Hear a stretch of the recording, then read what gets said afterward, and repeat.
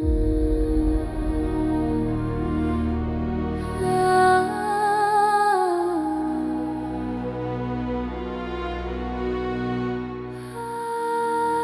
memories belong to a specific moment in time, a specific event, a specific relationship, a specific love story, a specific version of life.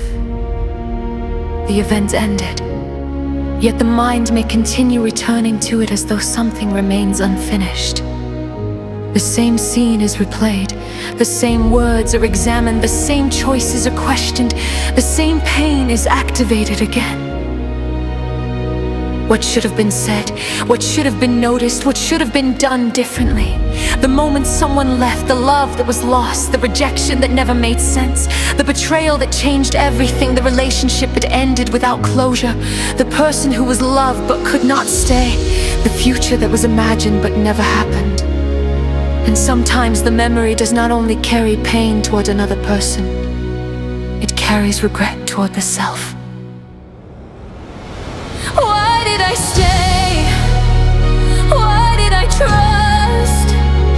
Why did I return? Why did I not speak? Why did I allow it? Why did I not see it sooner? The mind returns again and again, attempting to change through thought what can no longer be changed in time. This is not about erasing memory. It is about dissolving the links that keep old memories emotionally active inside the present. All links between memory and regret, memory and guilt, memory and shame, memory and self-blame, memory and self-punishment, memory and the refusal to forgive oneself are invited to loosen and dissolve. The past self is released from being endlessly judged with the knowledge of the present self. Decisions made through fear, attachment, hope, love, confusion, survival, vulnerability, or limited understanding no longer need to become a lifelong sentence. Regret can release its grip without denying responsibility. Understanding can remain without punishment. Lessons can remain without repeatedly reopening the wound and across memories of romantic relationships. First loves, unfinished loves, lost loves, betrayal, abandonment, rejection, infidelity, toxic bonds, unrequited love, separations, broken engagements, relationships that never became what they promised to become, and connections that ended without explanation or closure.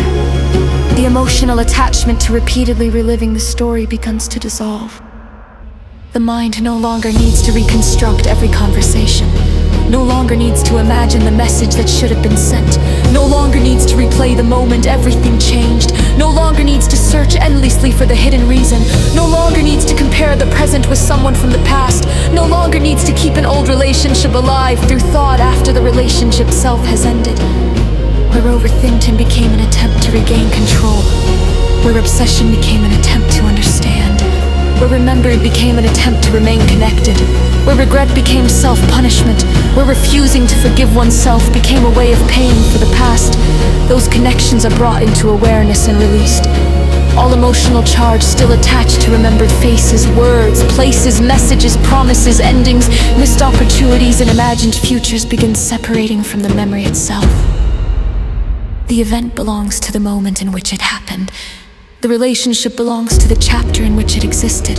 The memory can remain without continuing the relationship internally. What happened can be remembered without being relieved. What was lost can be acknowledged without remaining emotionally imprisoned inside the loss.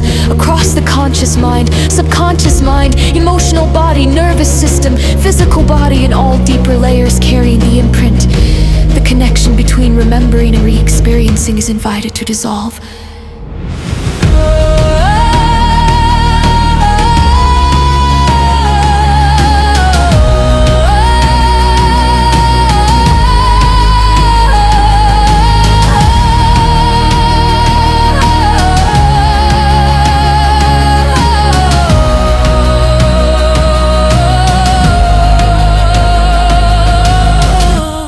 Connection between memory and obsessive analysis, emotional flooding, bodily alarm, longing, regret, guilt, self-blame, and self-unforgiveness begins to dissolve. Wisdom remains, discernment remains. Love that was genuine does not need to be denied. Only the suffering attached to endless repetition is released. The mind is released from returning to what already happened. The heart is released from keeping an old story alive in order to honor what it once felt. The self is released from endlessly punishing itself for choices made in another moment of consciousness. The past returns to its own place and time. The memory becomes something that can be remembered, without becoming somewhere consciousness must continue to live. The scene no longer needs to repeat.